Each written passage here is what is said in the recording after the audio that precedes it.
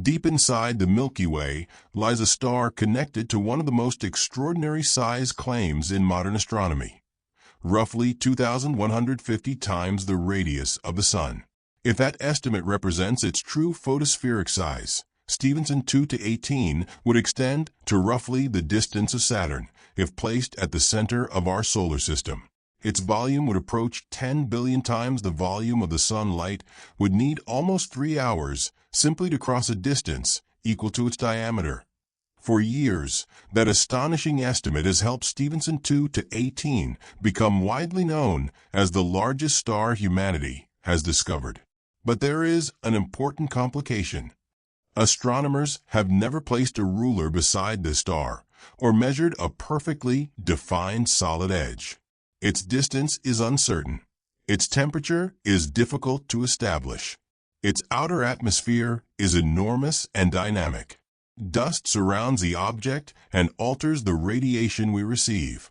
Even its physical association with the stellar population, called Stephenson 2, has been questioned. Change the distance and the luminosity changes. Change the temperature and the calculated radius changes. Change several assumptions together, and the famous record can change dramatically.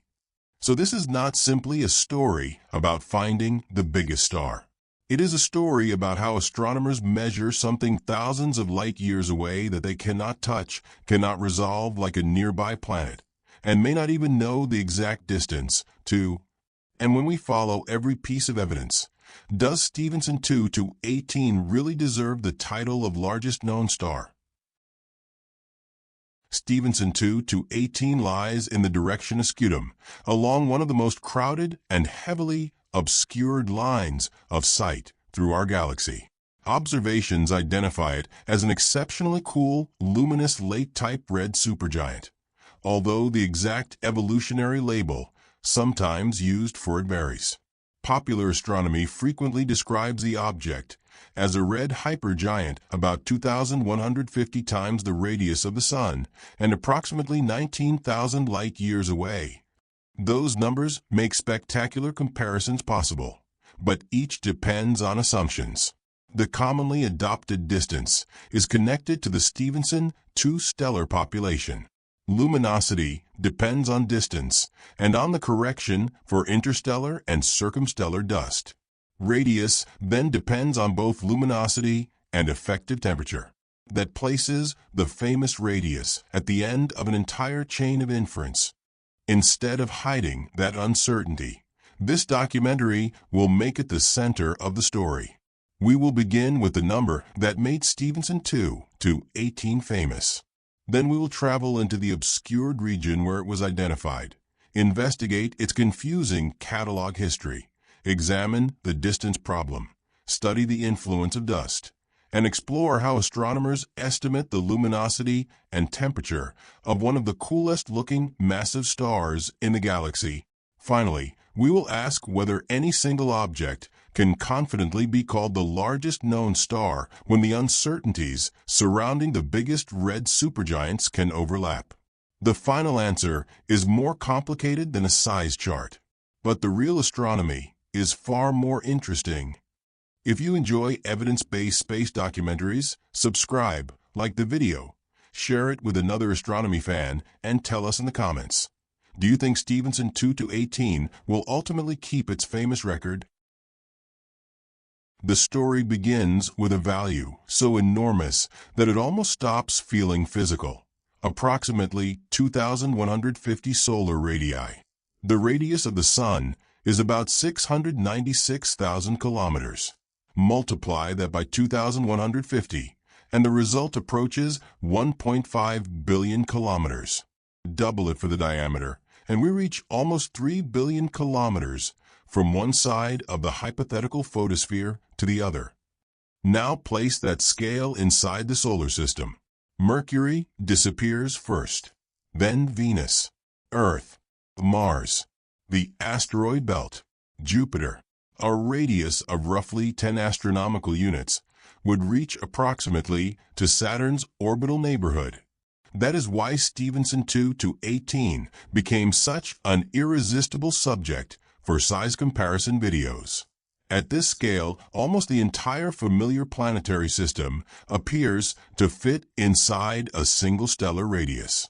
But extreme numbers require careful interpretation. One popular claim says that several billion suns could fit inside Stephenson 2-18.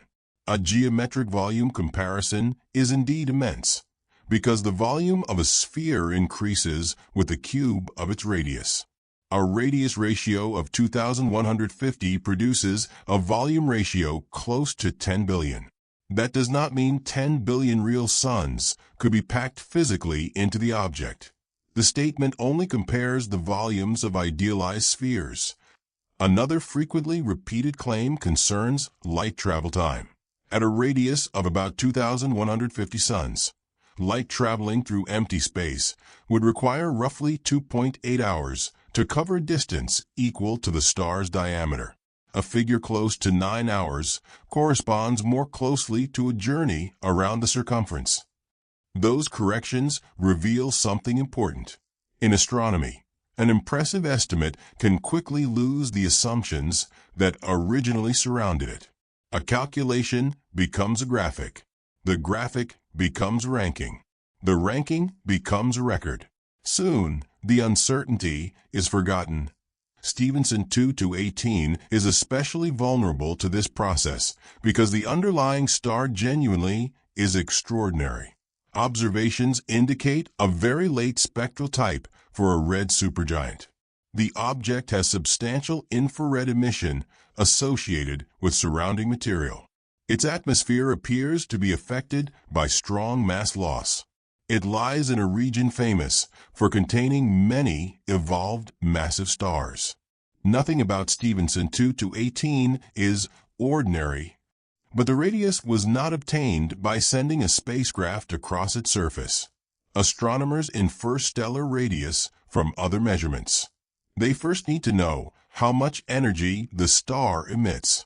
That requires an estimate of distance and a correction for all the dust between the star and Earth. Then they need an effective temperature. With luminosity and temperature in hand, the radius can be calculated using the Stefan-Boltzmann relation. Radius, therefore, sits at the end of a chain. If the distance changes, the inferred luminosity changes. If the extinction correction changes, luminosity changes again. If the effective temperature moves by only a few hundred Kelvin, the radius can change significantly. Stephenson 2-18 happens to be difficult in every one of those categories.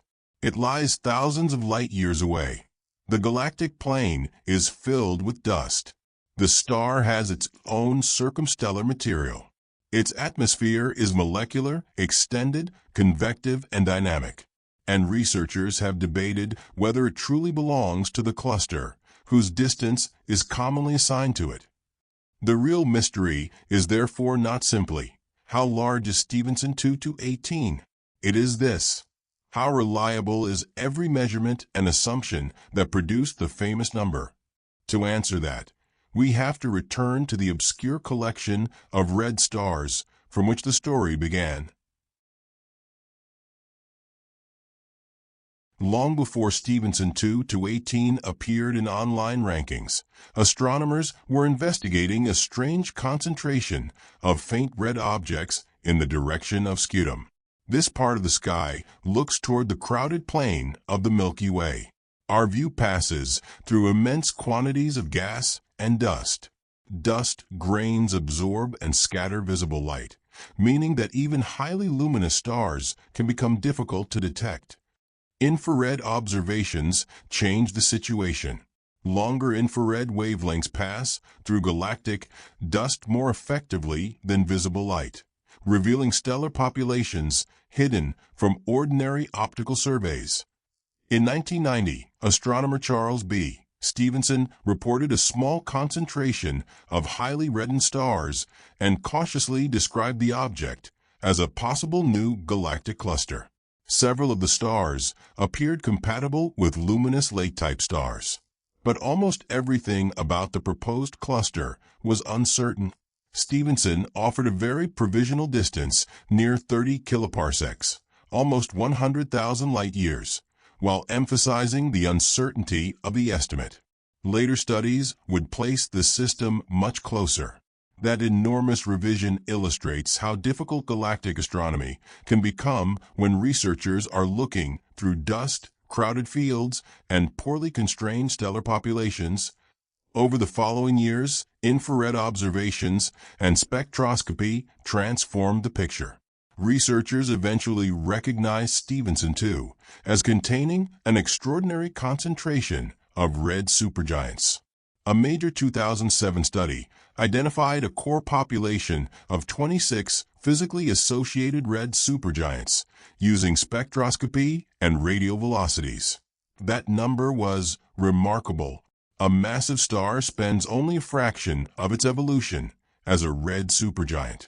Finding dozens in one stellar environment implies that the original population was extremely massive.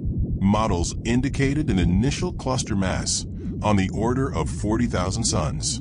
Stephenson 2, therefore, became one of the great natural laboratories for understanding massive star evolution. It also revealed that this region of the Milky Way had experienced major star formation millions of years earlier. Massive stars use their nuclear fuel rapidly compared with stars such as the Sun. If so many have already reached the red supergiant phase, the population must be both relatively young in cosmic terms and massive enough to have produced many high-mass stars at approximately the same time. But later observations complicated the simple cluster picture. Astronomers found additional red supergiants spread across the surrounding sky. Some had radial velocities compatible with the Stephenson 2 population. Others clearly did not. The result was not one isolated group floating alone in the Milky Way, but a much broader and more complicated line of sight containing multiple stellar populations. That complexity matters. Two stars can appear almost next to each other from Earth while being separated by thousands of light years. Imagine looking along a busy highway. Two cars might appear close together from your perspective, even though one is nearby and another is far down the road. The galactic plane creates the same problem on an enormous scale. Position on the sky is not enough to prove cluster membership. Astronomers must compare motion, radial velocity, extinction, spectroscopy, and other physical clues. And that question becomes crucial for Stephenson 2 to 18.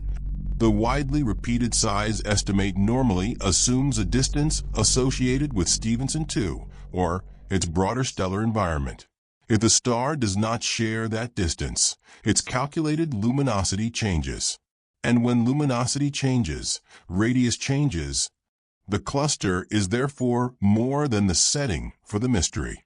It is one of the assumptions on which the famous stellar record depends. Researching Stephenson 2 to 18 can become confusing because the object has accumulated several designations. Astronomy does not use one universal naming system. Different surveys catalog stars according to position, infrared detections, observing fields, or numbering schemes used by individual research teams.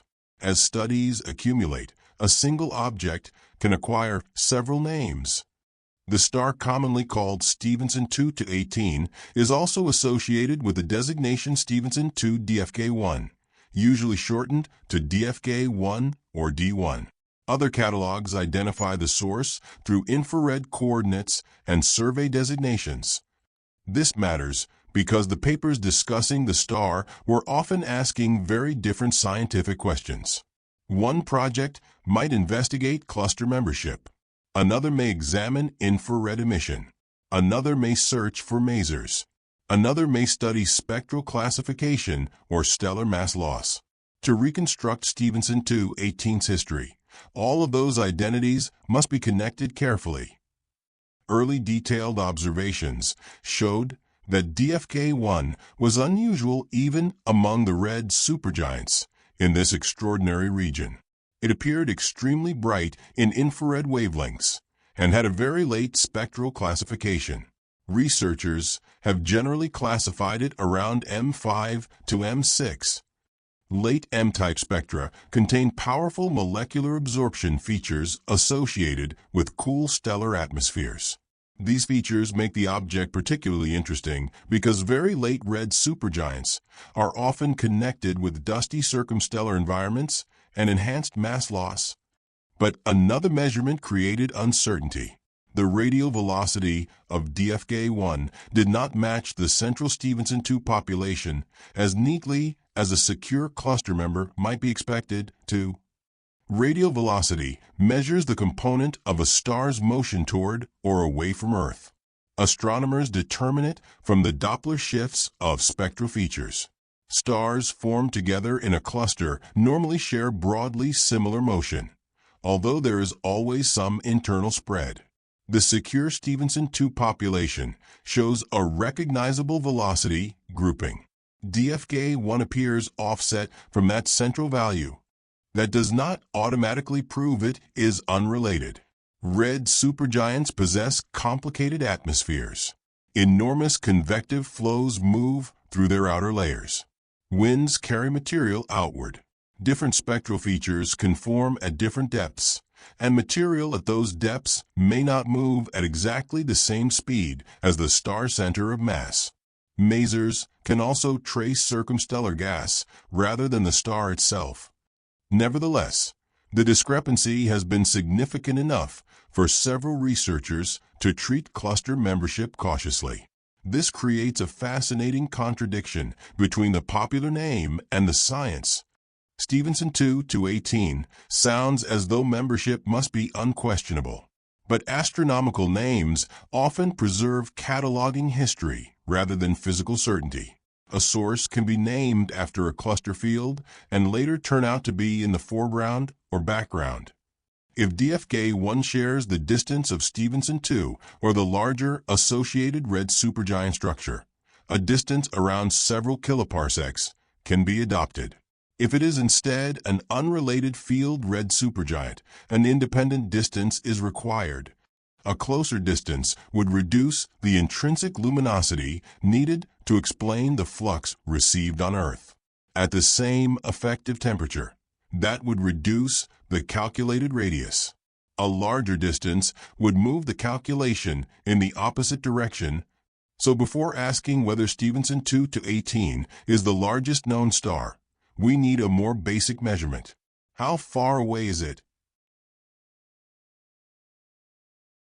Distance is one of astronomy's most important measurements because apparent brightness alone does not tell us intrinsic luminosity. A nearby candle can appear brighter than a powerful light source kilometers away. Stars work the same way. A faint object may be intrinsically weak, extremely distant, heavily obscured, or affected by all three. For nearby stars, geometric parallax offers a direct solution. As Earth moves around the Sun, nearby stars appear to shift very slightly against more distant background objects. Measure that angle accurately, and geometry gives the distance. Space astrometry has transformed our knowledge of the Milky Way using exactly this principle. But Stephenson 2 to 18 presents several problems. First, it is thousands of parsecs away. Parallax becomes smaller as distance increases. Second, a red supergiant is not always a perfectly stable point of light. Its surface can contain immense convective structures. Different regions may brighten or fade. Its extended atmosphere can shift the apparent center of light. Surrounding material can complicate the measurement. Third, Stephenson 2 lies in an extraordinarily crowded and obscured region. All of this makes precise geometric astrometry difficult. Historically, researchers therefore relied heavily on other approaches. One important method is kinematic distance. Stars and gas orbit the center of the Milky Way. If astronomers measure an object's radial velocity and know its direction in the galaxy, they can compare that velocity with models of galactic rotation. Maser measurements associated with red supergiants in the Stephenson 2 region produced a kinematic distance around 5.5 kiloparsecs. Other work often places the broader population near 6 kiloparsecs. That corresponds to approximately 18 to 20,000 light-years. But kinematic distances are not perfect. The Milky Way does not rotate as a perfectly simple disk. Spiral structure introduces non-circular motions. Individual stars have their own velocities. Gas clouds move relative to idealized models. And toward the inner galaxy, radial velocity can sometimes correspond to more than one possible distance. For a large group of stars sharing the same velocity and evolutionary properties, combining evidence can provide a useful cluster distance. The difficulty appears when we apply that distance to DFK1 specifically. Popular summaries usually state that Stephenson 2 to 18 is about 19,000 light-years away. The more careful description is different.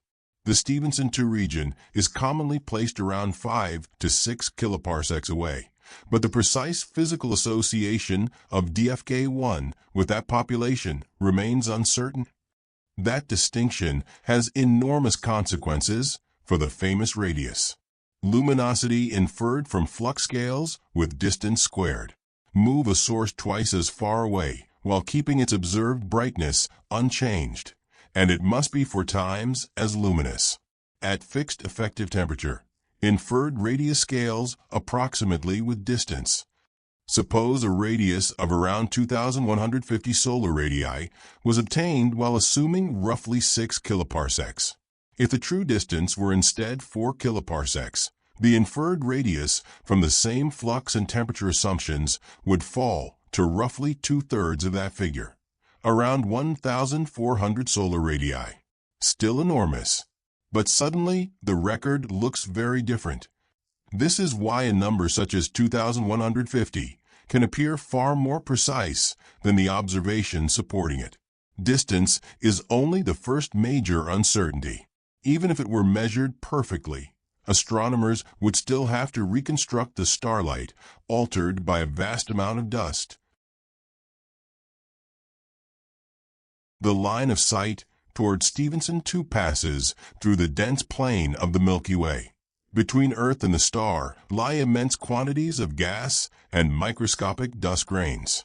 Individual grains are tiny, but across thousands of light-years, their collective effect becomes enormous. Dust absorbs and scatters light. Shorter wavelengths are generally affected more strongly, causing distant stars to appear both fainter and redder. Astronomers describe these effects as extinction and reddening. This is one reason Stephenson 2 remained difficult to characterize in ordinary visible light. Infrared astronomy reveals far more, but seeing the star is not enough to determine luminosity. Researchers must estimate how much energy was removed from the direct line of sight. Imagine observing a bright lamp through smoke. If you know exactly how much light the smoke removes at every wavelength, you can reconstruct the original lamp. If you underestimate the obscuration, the lamp looks intrinsically weaker. If you overestimate it, you make the source intrinsically too bright. Stephenson 2 to 18 adds another complication. Some of the obscuring material may belong to the star itself. Red supergiants lose matter through stellar winds. Gas travels outward through their extended atmospheres. At sufficiently large distances, temperatures become cool enough for dust grains to condense. The star can therefore build its own circumstellar envelope. Light from DFK may pass first through material created by the star, and then through additional interstellar dust distributed across the Milky Way. The two components do not necessarily follow identical extinction behavior. Circumstellar dust can also absorb shorter wavelength radiation and re-emit that energy farther into the infrared. Astronomers therefore study the source across many wavelengths and construct a spectral energy distribution, or SED. An SED shows how the detected energy is distributed across wavelength. A dusty red supergiant can display a strong infrared excess because surrounding dust is converting absorbed stellar radiation into longer wavelength emission. That excess contains valuable information about the circumstellar environment, but it also makes recovery of the underlying photospheric properties more complicated. One later analysis illustrates the problem particularly well. Using the adopted RSGC2 distance and average cluster extinction, researchers integrated the source's published spectral energy distribution and obtained a luminosity around 630,000 times that of the Sun. That would make the object extraordinarily luminous. Yet the same analysis found the SED peculiar. With the adopted extinction, the near-infrared data did not fit comfortably with ordinary red supergiant temperatures. Increasing the extinction could improve some aspects of the fit, but it would also increase the implied intrinsic luminosity. The researchers therefore considered its cluster membership doubtful. This creates an elegant consistency test. Begin by assuming the star belongs to the cluster. That assumption gives a distance. Distance and extinction produce an extremely high luminosity. The unusually high luminosity and strange SED then become reasons to ask whether the original membership assumption is correct. Science often advances this way. A model is proposed. Its consequences are calculated. Then all the consequences are compared with independent observations. If the pieces do not fit comfortably, scientists return to the assumptions. Dust is therefore not a minor inconvenience in this story. It is one of the quantities capable of shifting the supposed stellar record. And after distance and extinction comes an equally difficult question. What is Stephenson 2/18 effective temperature? Astronomers use the word luminosity to describe the total energy a star emits, not how bright it appears from Earth. The distinction is fundamental. The Sun dominates our sky because it is nearby. Many stars produce hundreds of thousands of times more energy while looking like tiny points because they are so distant. A telescope measures flux, the amount of energy reaching a given area near Earth. To convert flux into luminosity, astronomers need distance. In the simplest case, luminosity equals 4 pi times the distance squared times the measured flux. Dust then complicates the equation because the flux reaching Earth has been altered. Researchers must reconstruct the missing or redistributed radiation using observations across multiple wavelengths. For Stephenson 2/18, particular combinations of distance and extinction have produced luminosity estimates of several 100,000 suns. That sounds astonishing, but luminosity alone does not determine radius.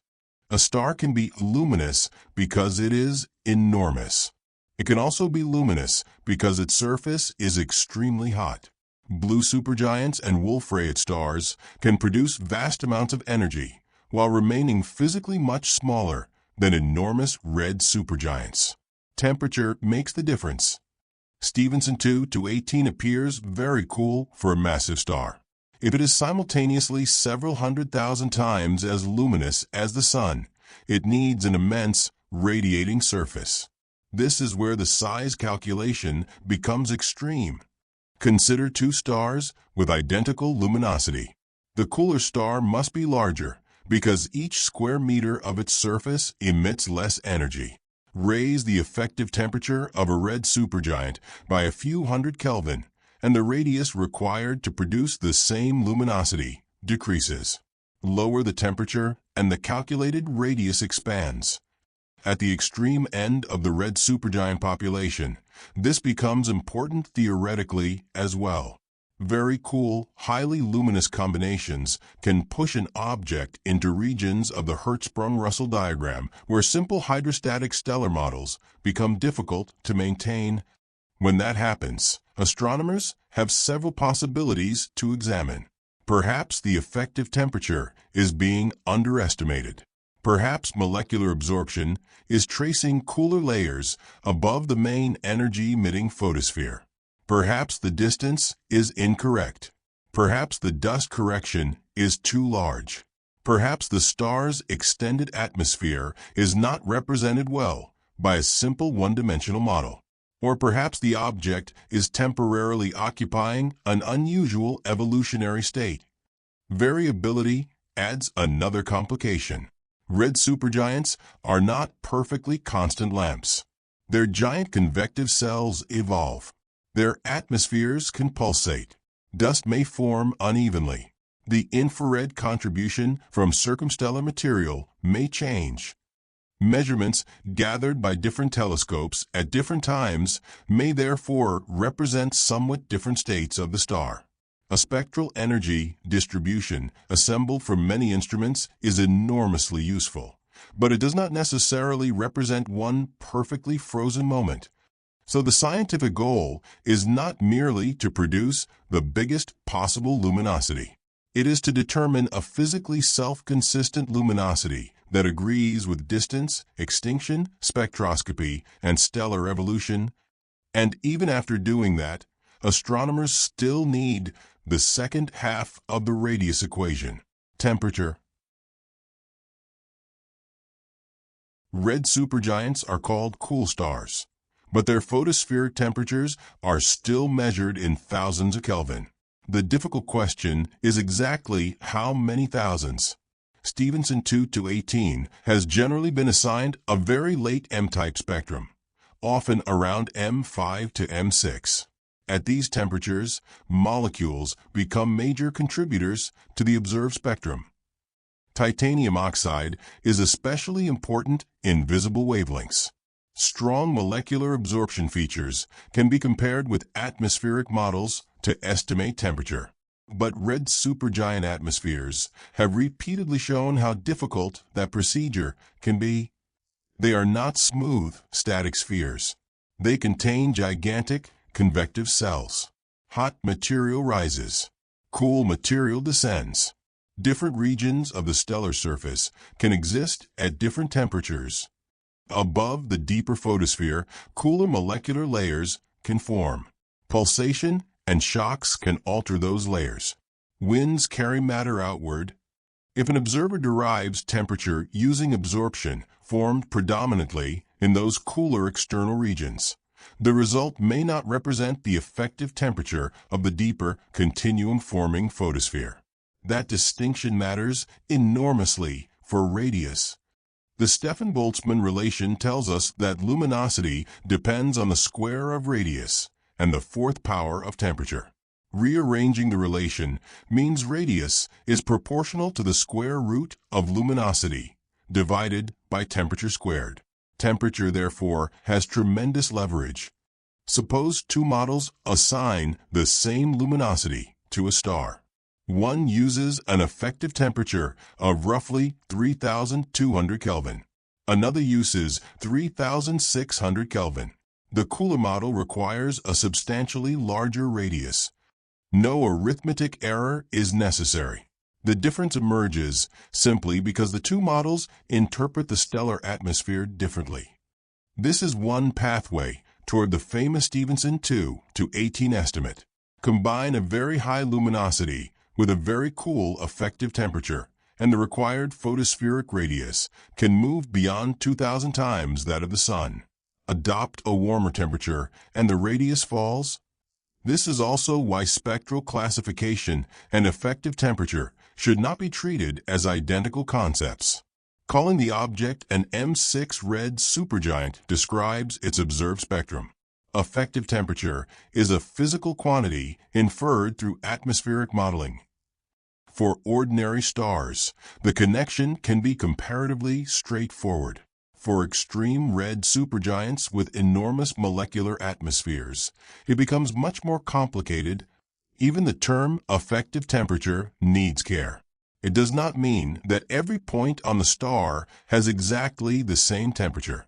It is the temperature that an idealized radiating surface would need in order to reproduce the star's total luminosity at a given characteristic radius. A real red supergiant is patchy, three-dimensional, and wavelength dependent. Cool molecular material can exist above hotter regions. Dust farther out contributes additional infrared emission.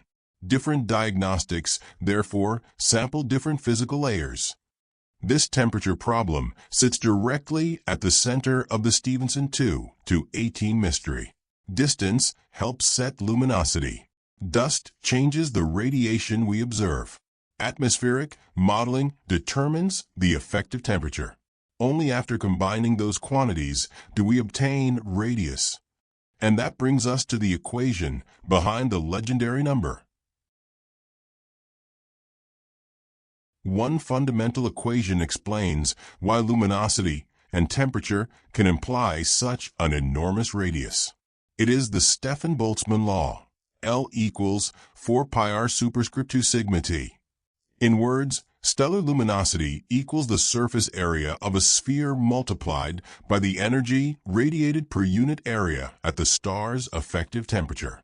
A larger star has more radiating surface. A hotter surface emits dramatically more energy because temperature is raised to the fourth power. If luminosity and effective temperature are known, astronomers can rearrange the equation and calculate radius. This technique makes it possible to estimate the dimensions of a distant unresolved star without directly imaging the entire physical disk. Apply the method to Stephenson 2 to 18. Assume an extraordinarily high luminosity. Then assign a very low effective temperature for a massive star. A cool surface cannot release hundreds of thousands of solar luminosities from a small area. The equation, therefore, requires a vast radiating surface. Under sufficiently extreme assumptions, the resulting radius approaches or exceeds 2,000 solar radii. The physics of the equation is not controversial. The uncertainty lies in the values entered into it. If distance is too large, luminosity is too large. If extinction is overcorrected, luminosity increases further. If the temperature diagnostic samples cooler molecular layers and therefore underestimates effective temperature, radius becomes larger again. Several uncertainties can therefore move in the same direction. One observer might adopt the Stephenson 2 distance, use substantial extinction, integrate a strong infrared output, and choose a cool temperature corresponding to the late spectral appearance.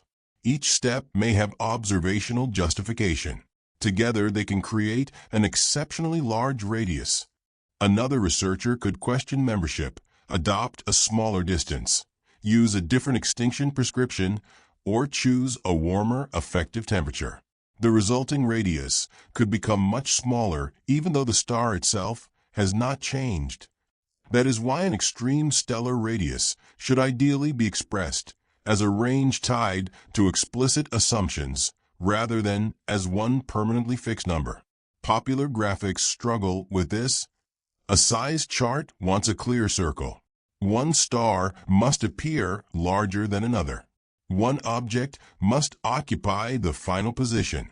Scientific uncertainty does not fit neatly into the artwork. But uncertainty is essential here. There is another complication. What exactly is meant by radius for such an extended star? The Stefan-Boltzmann calculation normally refers to a characteristic photospheric radius. The star may possess molecular material much farther out. Dust can exist beyond that. A wind continues into interstellar space. Different wavelengths can therefore reveal different apparent dimensions. The famous 2,150 solar radius estimate should not be imagined as a solid wall where stellar matter abruptly stops. It is a model-dependent characteristic scale. If we temporarily accept that scale, the comparisons remain extraordinary. Radius, close to 10 astronomical units. Diameter, almost 3 billion kilometers. Light crossing time for that diameter roughly 2.8 hours. Light travel time around the circumference, close to 9 hours. Geometric volume, almost 10 billion solar volumes. Yet an immense radius does not imply an equally immense mass. Red supergiants have extremely diffuse outer envelopes. That brings us to the theoretical question often used to make the story even more dramatic. Can a star really become this extended? Popular videos sometimes describe Stephenson 2-18 as a star that breaks physics. That is not the best scientific interpretation. The genuine issue involves the limits of stable stellar structure. A star exists through a balance between inward gravity and the pressure generated by hot material and radiation. In the outer regions of cool stars, convection becomes increasingly important. Stellar models predict that, for a particular mass and chemical composition, there is a lower effective temperature boundary beyond which a normal star cannot remain in a simple stable hydrostatic configuration. This idea is associated with the Hayashi limit. On the Hertzsprung-Russell diagram, red supergiants approach this cool boundary as their outer envelopes expand. If observations place an object substantially beyond the expected region, astronomers do not conclude that the laws of nature have stopped working. They examine the assumptions. Perhaps the atmospheric temperature diagnostic is too cool. Perhaps the distance is incorrect. Perhaps extinction has inflated the luminosity. Perhaps the star's atmosphere is so extended that one-dimensional hydrostatic models no longer capture its behavior accurately. Perhaps three-dimensional convection changes the interpretation. Perhaps the object is passing through a relatively brief evolutionary episode. These possibilities are exactly what make extreme stars scientifically useful. A model does not become worthless when an observation appears difficult to reproduce. The disagreement identifies the physics or measurements that deserve closer attention. Stephenson 2-18 is particularly interesting because the combination of exceptionally high luminosity and exceptionally low temperature used in some calculations produces an enormous photospheric radius. Such a combination can look uncomfortable when compared with conventional stable red supergiant models. But that does not mean the star violates fundamental physics. The atmosphere itself may be part of the explanation. Red supergiants contain enormous convection cells, potentially representing a significant fraction of the stellar radius. Shock waves propagate through their atmospheres. Molecules form in cool outer layers. Gas is lifted far above the deeper photosphere. Dust develops farther out. Winds transport material into circumstellar space. Under these conditions, assigning one perfectly defined radius and one single atmospheric temperature is necessarily an approximation. A spectrum dominated by cool molecular layers could make the source appear cooler than the effective temperature associated with the deeper radiating surface. That, in turn, would produce an overlarge radius when entered into the Stefan-Boltzmann relation. Another possibility is that Stephenson 2-18 represents a particularly advanced and unstable phase of red supergiant evolution characterized by enhanced mass loss and an extended atmosphere. If so, the apparent tension with simple models becomes a clue rather than a contradiction. This is what extreme astronomical objects do best. Ordinary stars show where our simplified models work well. Exceptional stars reveal where additional physics becomes important. And Stephenson 2-18 raises an even deeper conceptual problem. For an object with a photosphere, extended molecular layers, dust, and an outflowing wind, where does the star actually end? Most illustrations show a star as a glowing sphere with a sharp edge. Reality is different. Even the sun has no solid surface. The layer we usually call its surface is the photosphere, the region from which much of the visible radiation can escape into space. Below it, the material becomes more opaque.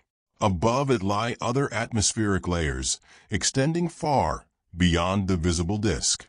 The solar radius is therefore already based on a physical convention rather than a solid boundary. Red supergiants make this problem far more extreme. Their surface gravity is low. Their envelopes are vast. Convection moves material over enormous distances. Pulsation and shocks disturb atmospheric layers. Molecules exist above the deeper continuum-forming photosphere. Dust forms even farther out. A wind then extends beyond the dust. There is no altitude where the density suddenly reaches zero. Instead, stellar material gradually merges into the surrounding environment. Different wavelengths also see different layers. Near-infrared continuum radiation can come from relatively deep regions. Molecular bands may become opaque farther outward. Radio observations can detect molecules in the expanding wind. Mid-infrared observations may reveal warm dust many photospheric radii from the star. If every observing method produces a different apparent diameter, what is the true radius? Atmosphere models normally define a useful photospheric radius at a chosen optical depth.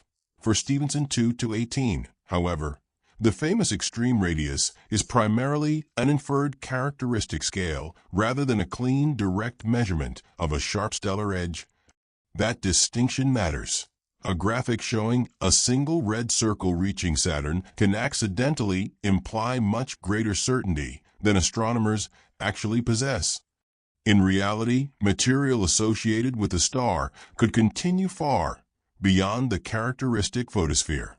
At the same time, observations at different wavelengths might define that photosphere differently.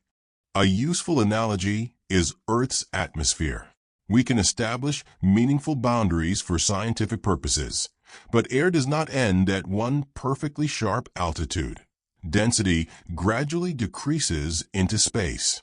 A red supergiant atmosphere is vastly larger and much more complex.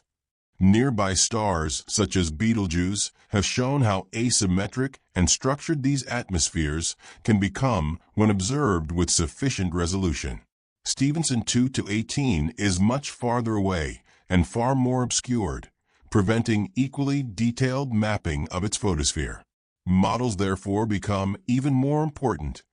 The characteristic radius could also vary with time. Convection changes surface brightness.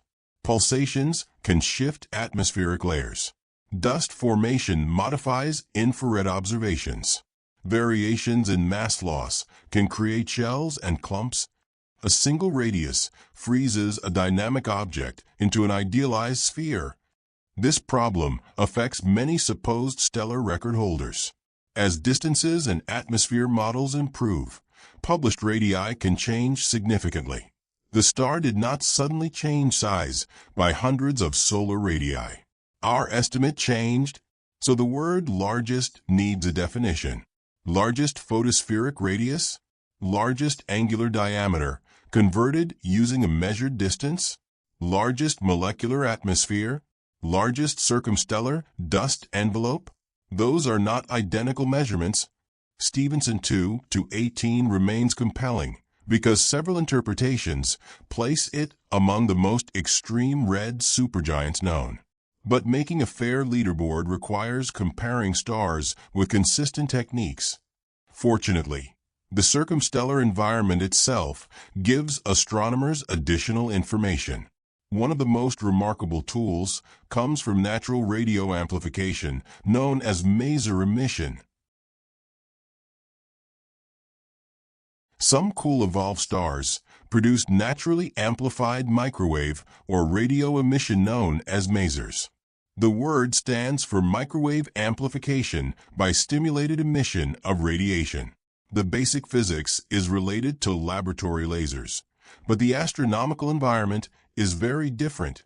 Under suitable conditions, molecules in circumstellar gas amplify radiation at particular frequencies. Different molecules tend to trace different regions around evolved stars. Silicon monoxide masers often arise relatively close to the star. Water masers can occupy more distant parts of the outflow. Hydroxyl masers may trace even larger scales. Because maser lines are bright and spectrally narrow, astronomers can measure velocities with remarkable precision. In the Stephenson 2 region, maser observations have helped establish the motions of red supergiants and estimate the distance to the stellar population. A 2010 study used the average radial velocity of 4 detected objects to derive a kinematic distance around 5.5 kiloparsecs. Masers also reveal something fundamental about late red supergiants. These stars are actively returning matter to the galaxy. A massive star does not keep all of its original material throughout its life. Stellar winds remove mass continuously. When a star expands into a red supergiant, the mechanism becomes especially complex. Its surface gravity is relatively weak because so much of its envelope occupies a vast radius. Giant convective motions can lift gas upward. Pulsation and atmospheric shocks can push material into cooler regions. Dust forms when temperatures become sufficiently low. Radiation interacting with the dust may then help accelerate material farther into space. The result is a circumstellar wind. Infrared excess provides one clue to that process. Masers provide another. Research on the Stephenson 2 population has found that very late spectral types, strong infrared excess, maser activity, and enhanced mass loss frequently appear together. This may contain information about evolution. Some red supergiants could enter the phase at somewhat warmer temperatures and gradually develop later spectral characteristics and stronger mass loss. Eventually, the removal of enough envelope material could cause some objects to move back toward warmer temperatures. The exact path depends on initial mass, rotation, chemical composition, and binary interaction. Stephenson 2-18 may therefore be scientifically more valuable as an extreme example of late red supergiant evolution than as a number on a size chart. Its very late spectrum and unusual circumstellar environment suggest an object undergoing important changes in its outer atmosphere. But the outflow also complicates velocity measurements. A spectral feature formed in moving gas does not necessarily reveal the exact velocity of the star's center of mass. Different tracers can sample different layers. This matters because velocity is one of the primary reasons researchers disagree over Stephenson 2-18's relationship with a cluster. Masers therefore provide both answers and new questions. They let us trace the stellar environment with exceptional precision. Yet that environment is moving. The material used to measure the star is itself flowing away from it. And that takes us directly back to the membership mystery. A two-dimensional image can make a star cluster look simple. Objects occupying the same patch of sky appear physically connected. But every astronomical photograph compresses depth. The line of sight towards scutum passes through large sections of the galactic disk. Stars at very different distances can overlap visually. A red supergiant thousands of light years in front of Stephenson 2 might appear almost beside a genuine member. Membership, therefore, requires more than position. Researchers compare radial velocities, proper motions, extinction, spectra, and other properties. Stephenson 2 has a clear group of red supergiants sharing similar velocities. DFK1 has often shown a noticeable offset that led some studies to regard it as a field red supergiant rather than a secure member of the central cluster. If that is correct, assigning the cluster distance directly to the star becomes questionable. Its true distance could be smaller or larger, and because inferred radius scales approximately with distance at fixed temperature, the size estimate would change with it. Yet the issue is not perfectly settled. Stephenson 2 is embedded in a much broader concentration of red supergiants. Later surveys found numerous evolved massive stars spread across the region, some sharing velocities compatible with the cluster and others belonging to different populations. The distinction between a compact cluster, a wider stellar association, and unrelated stars along the sight line is therefore not always simple. DFK-1 could potentially be related to the broader environment without belonging to the tightly defined cluster core. Atmospheric dynamics further complicate the velocity question. Red supergiant winds move at significant speeds. If a particular spectral line forms in an expanding layer, its measured velocity can differ from the stellar center of mass velocity. This gives us two broad interpretations. One possibility is that the mismatch represents genuine space motion, and DFK-1 lies at a different distance. The other is that some of the velocity difference reflects atmospheric outflow, while the star remains physically associated with the broader Stephenson 2 population. Additional astrometry and radio measurements are needed to distinguish these possibilities more securely. The importance of membership cannot be overstated. Membership provides distance. Distance gives luminosity. Luminosity combines with temperature to give radius. Membership also helps constrain age. If DFK-1 formed with the Stephenson 2 population, astronomers can compare it with neighboring stars of approximately the same age and estimate its initial mass more effectively. If it is unrelated, much of that evolutionary context disappears. This is a perfect example of interconnected astronomical inference. Velocity affects membership. Membership affects distance. Distance affects luminosity. Luminosity and temperature affect radius. Radius influences the comparison with stellar models. A change at the beginning of the chain propagates all the way to the supposed record. That is why there is no single magic observation that automatically establishes Stephenson 2 to 18 as the largest star. What astronomers need is a physical interpretation in which distance, velocity, extinction, luminosity, temperature, mass loss, and evolutionary state all agree. At present, important uncertainty remains. But even conservative interpretations still leave us with a remarkable late-type red supergiant, which raises another question. Should we call it a red supergiant or a red hypergiant? The word hypergiant sounds like a simple size category. Giant, supergiant, hypergiant. But astronomy does not classify these stars solely by radius. Hypergiants are exceptionally luminous evolved massive stars, often showing substantial atmospheric instability and powerful mass loss. Some are yellow, some are blue. Other highly evolved massive stars can be far hotter and much smaller in radius than red supergiants. So an enormous radius by itself does not automatically establish the label red hypergiant. Scientific literature generally treats Stephenson 2 to 18 more cautiously as an extreme very late-type red supergiant, while the hypergiant interpretation sometimes appears as a possibility. That caution is useful. Its M-type spectrum, strong infrared characteristics, and circumstellar environment clearly mark the star as an unusual, evolved, massive object. But its exact present mass, distance, luminosity, and evolutionary state remain uncertain. The classification matters because terminology shapes the story viewers hear. Calling it a hypergiant without qualification can imply that astronomy has a clearly defined class of stars that normally reaches 2,000 solar radii. Real massive star evolution is far less orderly. A star's path depends on initial mass. Rotation changes internal mixing. Chemical composition affects opacity and winds. Mass loss alters the envelope.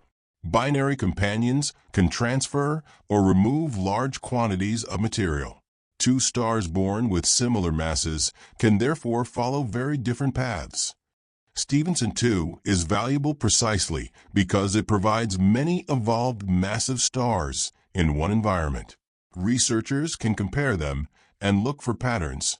Studies of the region indicate that some of the brightest, latest type red supergiants also display stronger signs of dust, maser activity, and mass loss.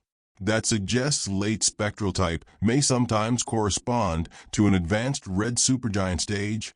A star could expand and cool while its outer atmosphere becomes increasingly active. Later, sufficient envelope removal might shift the star toward warmer temperatures. But this should not be turned into one universal sequence. Massive stars do not all progress through the same rigid set of named phases. Binary evolution alone can dramatically change the outcome. The most scientifically responsible description is therefore straightforward. Stephenson 2-18 is an extreme, very late-type red supergiant and has sometimes been discussed as a possible red hypergiant. That description preserves the extraordinary nature of the source without giving the classification more certainty than the measurements support. And it also prepares us for another common misconception. A star can have one of the largest estimated radii known without being one of the most massive stars known. When people hear that a star might reach roughly to Saturn's orbital distance, the natural assumption is that it must contain an equally extraordinary amount of matter. But radius and mass are completely different properties. A star can be enormous in physical size while containing much less mass than a hotter, more compact star. Red supergiants demonstrate this better than almost any other stellar class. As a massive star evolves, its core changes while its outer envelope expands. The radius can increase hundreds of times compared with the main sequence star. Yet the star does not gain matter during that expansion. It is actually losing mass through its winds. The result is a huge but extremely diffuse outer envelope. Imagine a red supergiant containing only a few tens of solar masses while occupying billions of times the Sun's volume. Its average density becomes remarkably low. The outer atmosphere can become extraordinarily tenuous even though the deeper interior remains dense and hot.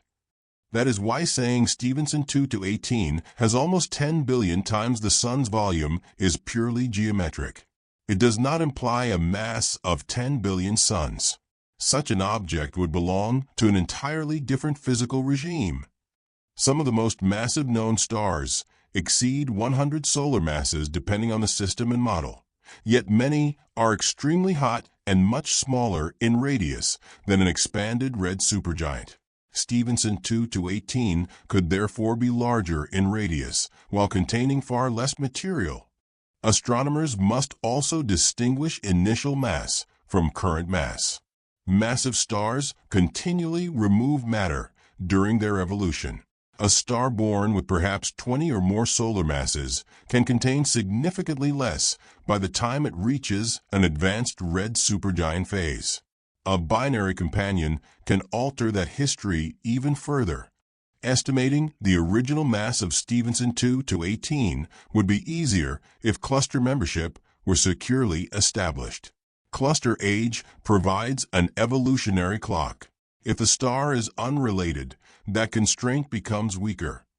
Inside the star, radius becomes even more deceptive. The nuclear processes controlling stellar evolution occur deep within regions occupying a tiny fraction of the visible stellar size. Hydrogen fusion dominates the long main sequence stage. Later, helium fusion produces heavier nuclei. For sufficiently massive stars, progressively advanced burning stages follow in increasingly compact internal regions. Meanwhile, the visible photosphere may sit more than 1 billion kilometers away. The enormous envelope and the compact nuclear interior are linked by gravity and energy transport, but the star's evolutionary timetable is ultimately determined by processes deep inside. This means a red supergiant can appear comparatively gradual at its surface, while its interior progresses much more rapidly through advanced stages. The relevant scientific questions, therefore, extend far beyond radius. How much mass remains? How quickly is the envelope being removed? What is the star's current evolutionary state? Is it single or part of a binary system? Those questions connect the spectacular size of Stephenson 2 to 18 with its eventual stellar outcome. And that leads to the next chapter. What happens during the final evolution of a massive red supergiant? Stephenson 2 to 18 is an evolved massive star. Its long-term future is therefore very different from that of the Sun.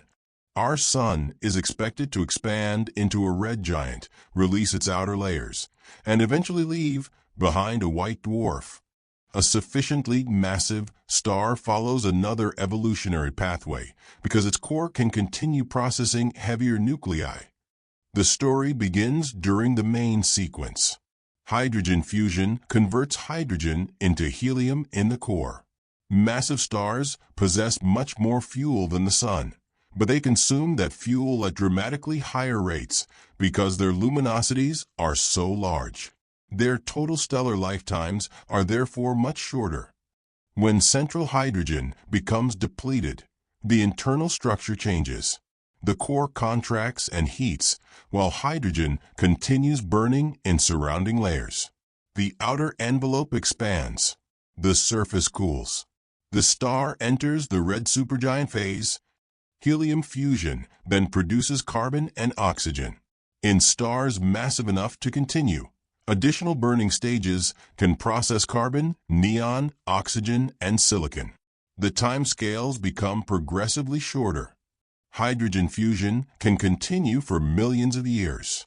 Later stages may operate for much shorter periods.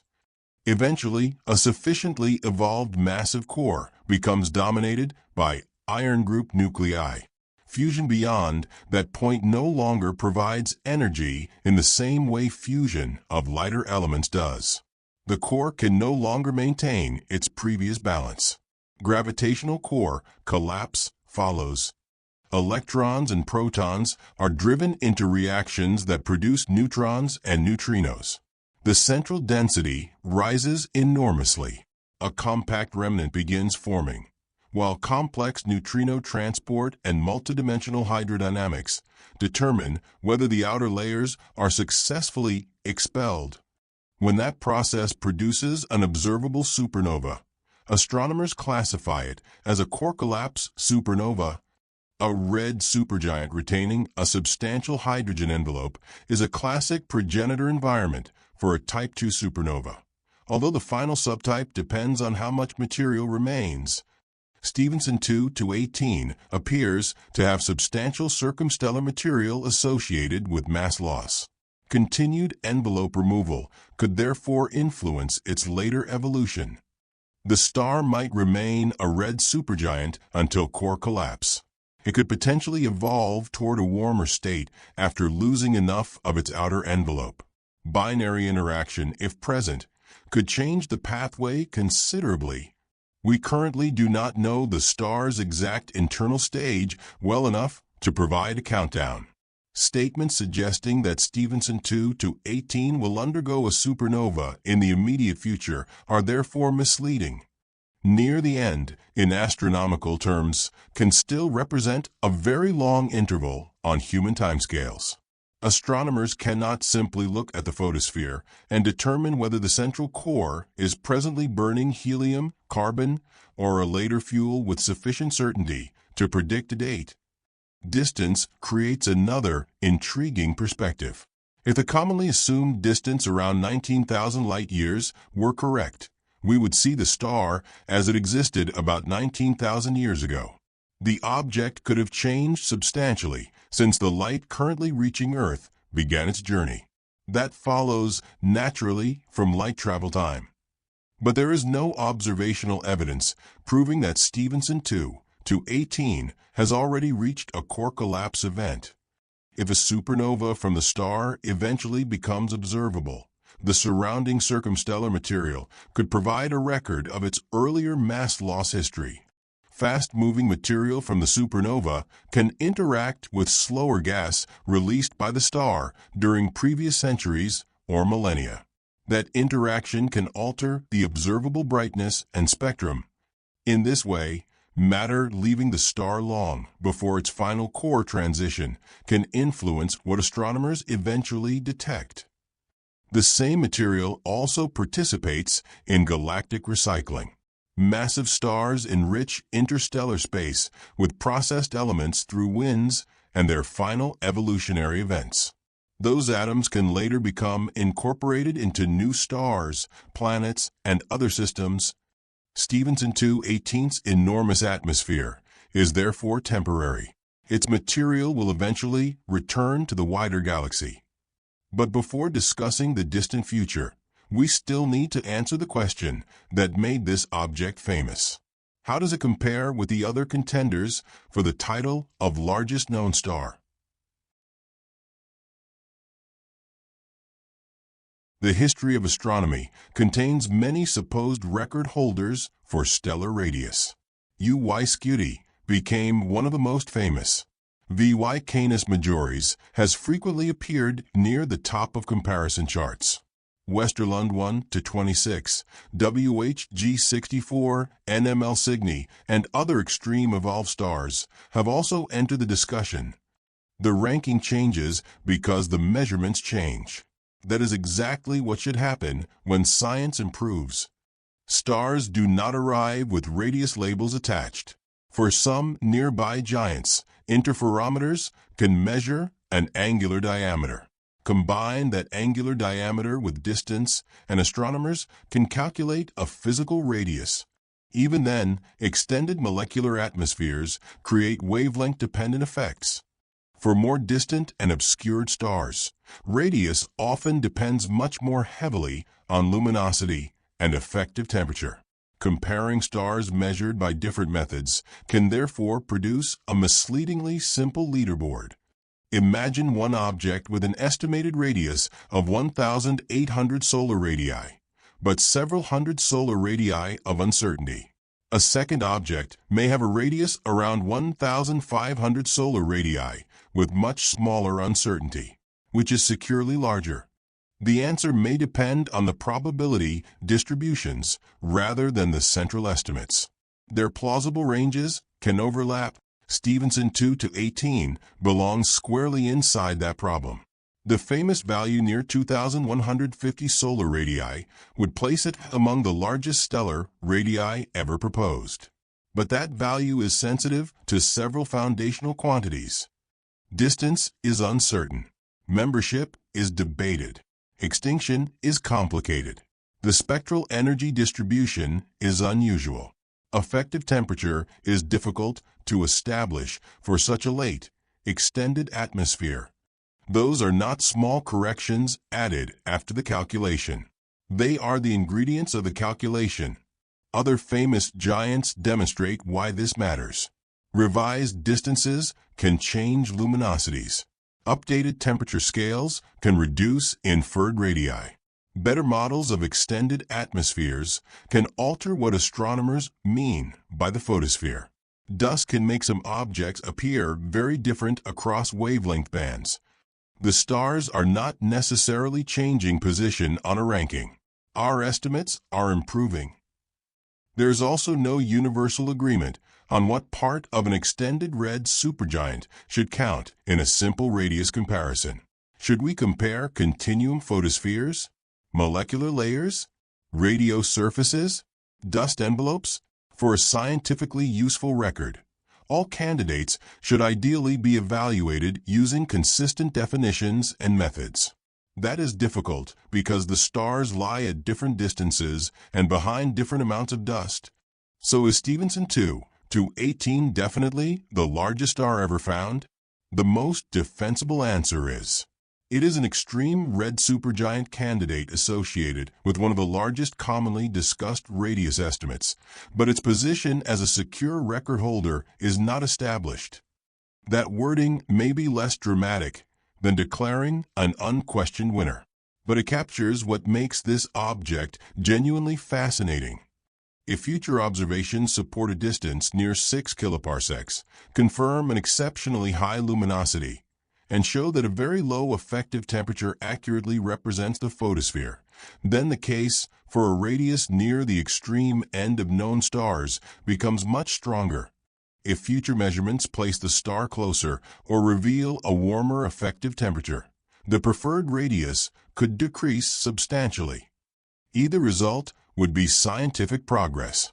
Astronomy does not need Stephenson 2 to 18 to keep a record. It needs the measurements to become more accurate. And several observations could help make that happen. Resolving the Stephenson 2 to 18 puzzle requires better constraints on several interconnected measurements. The first is distance. A precise geometric distance would immediately improve the luminosity calculation. Ordinary optical astrometry is challenging for distant, obscured red supergiants, but radio interferometry may provide alternatives if suitable maser emission can be tracked. Very long baseline interferometry can measure extremely small angular shifts. If a stable maser spot physically associated with a star could be followed across Earth's orbit, a trigonometric parallax might provide a distance less dependent on galactic rotation models. The second requirement is a reliable center of mass velocity. Different atomic and molecular tracers sample different regions. Combining them could help separate stellar motion from atmospheric outflow. If the three-dimensional motion of DFK-1 agrees with Stephenson 2 or its surrounding association, membership becomes more convincing. If the motion is clearly different, an unrelated foreground or background interpretation becomes stronger. Proper motion is particularly valuable because radial velocity measures only one dimension of motion. The third requirement is better extinction mapping. Astronomers need to distinguish interstellar dust along the line of sight from circumstellar material created by the star. Multi-wavelength observations can help separate colder galactic dust from warmer stellar dust. Improved extinction estimates translate directly into improved luminosity. The fourth requirement is a more physically robust effective temperature. Instead of relying on one molecular diagnostic, researchers can compare multiple wavelength regions and use increasingly sophisticated atmospheric models. Three-dimensional simulations of convection are especially important for red supergiants. Nearby red supergiants can act as laboratories for calibrating those models, even if Stephenson 2 to 18 itself is too distant for equally detailed surface imaging. The fifth requirement is long-term monitoring. These stars vary. Repeated observations can reveal weather brightness, temperature indicators, dust emission, and maser behavior change together. A single observation may capture a temporary atmospheric state. A time series tells us which properties persist. Finally, stellar evolution models must continue improving. Convection, pulsation, rotation, binary interaction, atmospheric extension, dust production, and mass loss all influence the evolution of the largest red supergiants. Modeling all of these effects simultaneously remains challenging. Extreme objects such as Stephenson 2 to 18 provide valuable tests. The final scientific result might not be a beautifully precise radius. It may instead be a probability range. Future work could conclude that one range of radii is strongly preferred while more extreme values remain possible, but less likely. That would still be a major improvement. Because the deeper lesson of Stephenson 2 to 18 is not about one number. Astronomers begin with photons reaching a telescope. From colors and spectra, they estimate extinction and temperature. From spectral shifts, they measure motion. From flux and distance, they determine luminosity. From luminosity and temperature, they infer radius. From population age and evolutionary tracks, they estimate initial mass. From infrared excess and radio emission, they reconstruct mass loss. Every stage turns remote light into physical knowledge. That process is extraordinarily powerful, but it is never free of uncertainty. That is why an object nearly 20,000 light-years away can simultaneously become one of popular astronomy's most famous size comparisons and one of its most instructive measurement puzzles. If Stephenson 2 to 18 ultimately becomes smaller than the famous estimate, we will have learned something important about its distance, atmosphere, or temperature. If the extreme radius survives stronger measurements, stellar models will have an extraordinary object to explain. Either result moves astronomy forward. The record can change. The science becomes better. And that may be the best way to think about Stephenson 2 to 18. Not merely as a giant circle at the end of a size chart, but as a distant star forcing astronomers to examine how they measure the outer limits of the largest stellar atmospheres in the Milky Way. We began with an astonishing claim: a red supergiant with a radius around 2,150 times that of the Sun. A hypothetical photosphere reaching approximately to Saturn's orbital distance. A geometric volume almost 10 billion times that of the Sun. A candidate for the largest known star. But one number quickly became a much deeper scientific mystery. Stephenson 2 to 18 lies behind enormous amounts of galactic dust. Its exact distance is not securely measured independently of assumptions about its surrounding population. Its physical relationship with Stephenson 2 has been debated. Its luminosity depends on distance and extinction. Its effective temperature depends on how astronomers interpret an exceptionally complex red supergiant atmosphere. And radius depends on all of those quantities together. None of that makes the star less remarkable. It makes the object more valuable scientifically. Stephenson 2 to 18 may indeed belong among the largest stellar photospheres humanity has identified. Future observations may instead reduce its preferred radius. Either outcome teaches us something. Astronomers cannot travel thousands of light-years with a measuring tape. They receive radiation that has crossed the galaxy. They separate that light by wavelength. They identify molecular features. They measure tiny Doppler shifts. They reconstruct obscuring dust. They model atmospheres. And gradually, they transform a distant point of infrared light into a physical star. The universe does not provide a convenient list of record holders. It provides evidence. And sometimes the most fascinating discovery is not the final number. It is the long scientific journey required to determine how much confidence that number deserves